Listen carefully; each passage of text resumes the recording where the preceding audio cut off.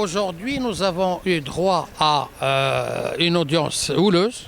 Ça a commencé tout d'abord par la présentation des preuves et par la projection d'une vidéo qui montre les comportements exécrables et les assassinats d'un certain nombre de martyrs, 11 citoyens marocains.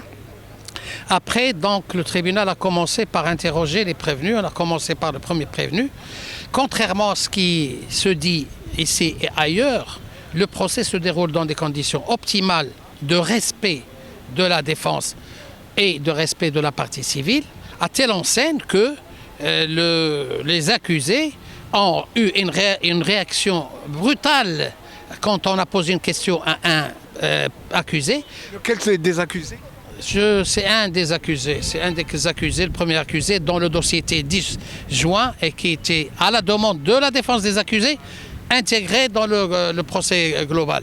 Donc nous pouvons dire à ceux qui font circuler un certain nombre de communiqués comme quoi il n'y a pas les conditions d'un jugement équitable, de l'avis de tous les observateurs de tous les continents ici présents, il y a les conditions du déroulement d'un procès équitable et la défense des accusés. C'est elle qui monopolise la parole, à telle enseigne que même les détenus, les accusés, ils ont eu des réactions, ils interpellent les avocats, ils essayent d'interrompre les avocats.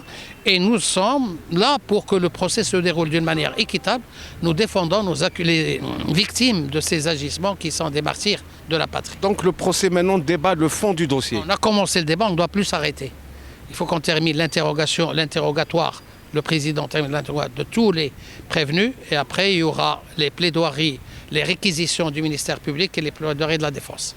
Le président, je crois qu'il essaie de faire le procès à tous les partis, les accusés, les partis civils et tous.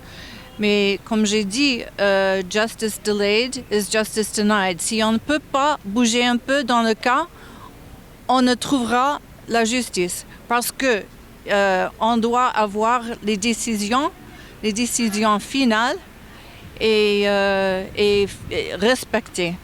Enfin, s'il y a le retard, oui, c'est pas la justice. C'est pas la justice pour les accusés qui sont en prison, sauf que le premier témoin ce soir. Mais on doit bouger un peu. Il ne faut pas avoir des distractions. Les distractions de toutes les questions de procédure, les questions de loi. On doit bouger avec le témoignage maintenant.